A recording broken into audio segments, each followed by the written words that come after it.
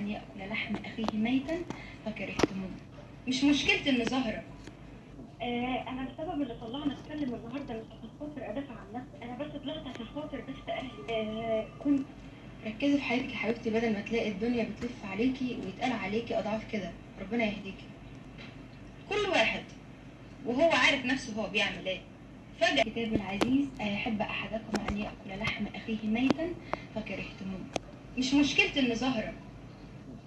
انا السبب اللي طلعني اتكلم النهارده مش عشان خاطر ادافع عن نفسي، انا بس طلعت عشان خاطر بس اهلي. كنت عادي بفرح زي اي حد، زي اي حد بحفل التخرج.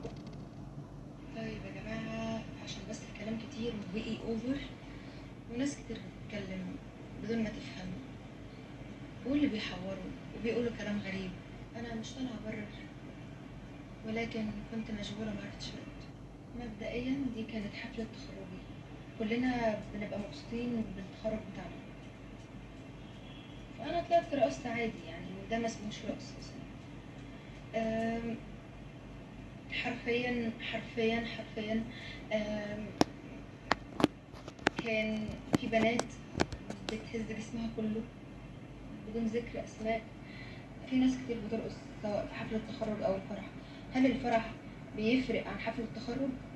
هل البنت لما بترقص في حفلة التخرج ويعتبر مش رقص هتبقى مختلفة عن البنت اللي بتهز في اي فرح؟ ظهرت بعض من الصور لحفلات التخرج وبنات بترقص وبتخيص.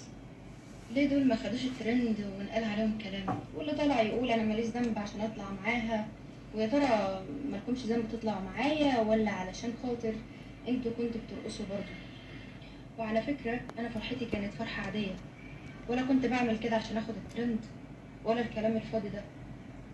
انا كنت فرحانة حواليا صحابي واهلي وحبايبي فرحانين لي، وللأسف هم استغلوا كده علشان يشهروا بيا ويقولوا كلام عني وحش ويطلع ترند، ويقولوا كلام عني وحش ويطلع ترند. مش عارفة ليه يعني.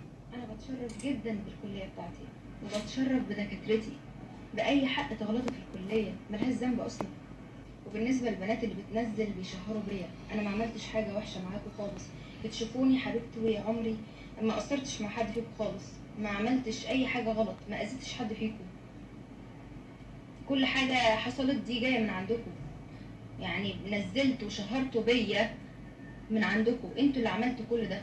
انتوا ان شاء الله هاخد اجراءات قانونية قصاد اي حد شهر بيا. ركزي في حياتك يا حبيبتي بدل ما تلاقي الدنيا بتلف عليكي ويتقال عليكي اضعاف كده. ربنا يهديكي. بالنسبة للناس اللي طلعت فجأة واول مرة اشوفهم اصلا في حياتي وعارفة كل تاريخ واحد، كل واحد وهو عارف نفسه هو بيعمل ايه، فجأة كده قلبت لي الشيخ كشك. شيخ ولا شيخة؟ بتحكموا عليا على ايه؟ مش انت اللي تقولي لي الحلال والحرام فين؟ لو تتكلموا عن الحلال والحرام تعالوا نتكلم مع بعض.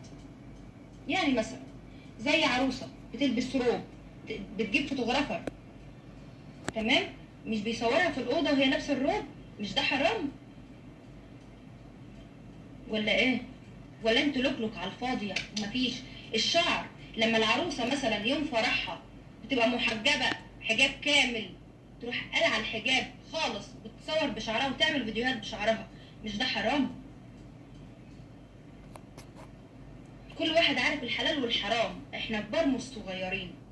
بتتكلموا على ان مثلا ان انت رقصتي قدام ولاد، في ولاد في تجمعات، اللي هو الفرح مفيش ولاد ومفيش بنات، مفيش رقص، مش بيشوفوا بعض، مش بيهزوها جامد ولا ايه؟ طيب